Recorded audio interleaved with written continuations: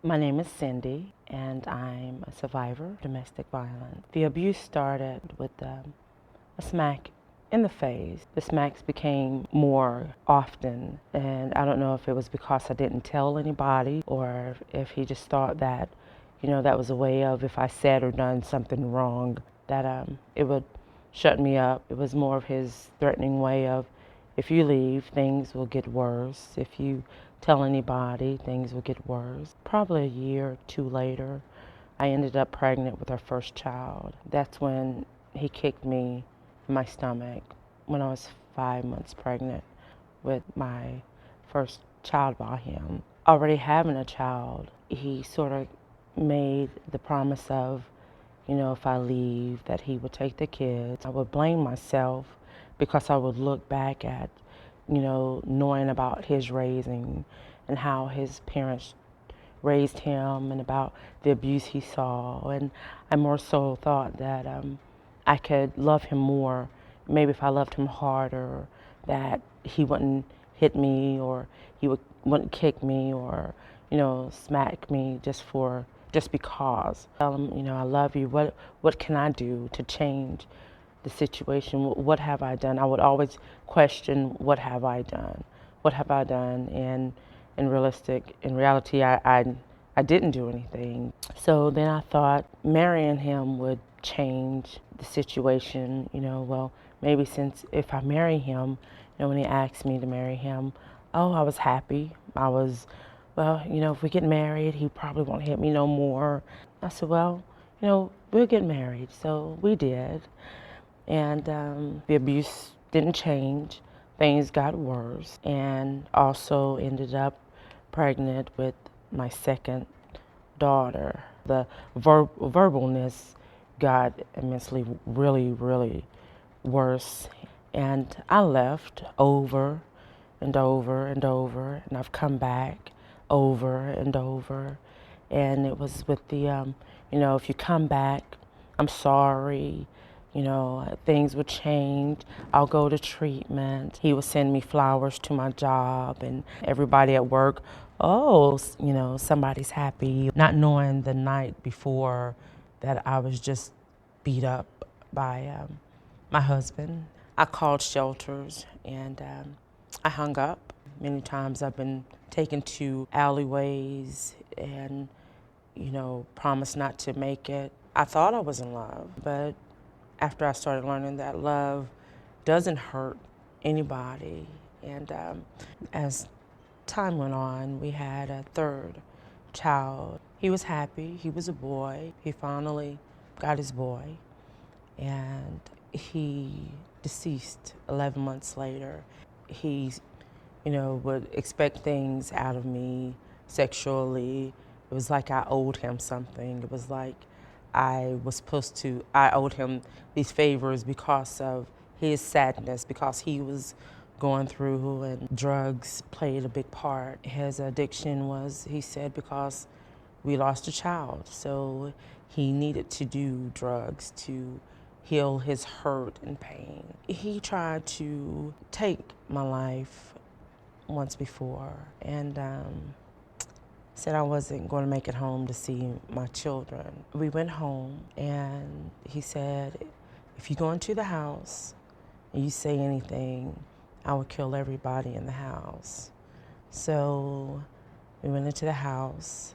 My head's busted open. He put me in the shower and then put me in the bed.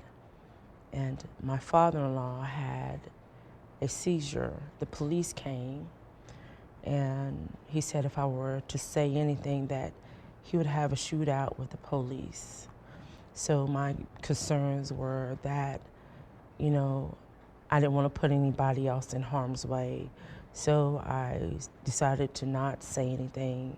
That was the first time I told my mother what was going on and what has been happening. After that happened, I left. I stayed gone. He did some things to himself. He tried to kill himself, and in turn called me and asked me to come to the hospital. My mother told me no, and I insisted on going because I felt like he needed me. I went to the hospital, and because I felt safe being in the hospital, but going to the hospital, he was nice and talking, he's sorry, this should never happen, and he apologized, and, just come home with him, and I did. I left and I went home with him. He changed for a while. He was nice for a moment. The cycle started back. A couple of more years went by, and that's when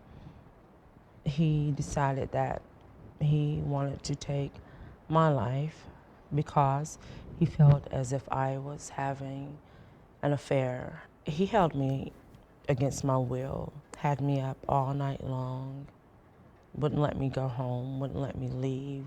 He asked me to take him to work, and when something tells you, an intuition or insight tells you not to do something, or, go with your gut feeling when you feel that you're in harm's way, because going with my feelings that morning saved my life, because he wanted to take me to his job and was going to kill me. I said I needed to get up and go home, and the kids needed to go to school, and he was saying, "What's your rush?" My rush was to go to work and to go take the kids to school.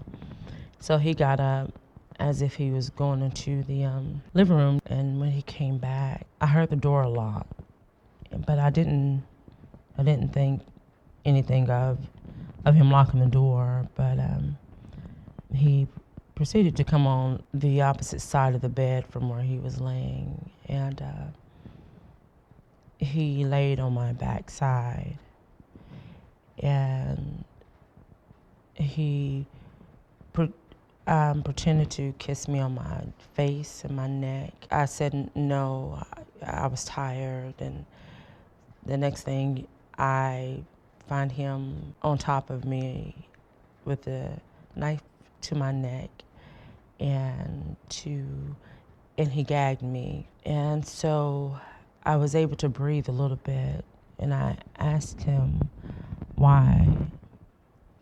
And he said, "Today was my day to die."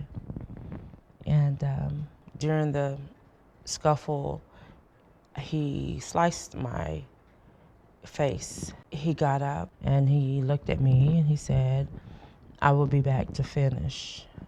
And he left and went on the run for a whole month. He called, he threatened me, even though after what he's already done. And during his fleeing out of town, the U.S. Marshals found him a month later, and they expedited him.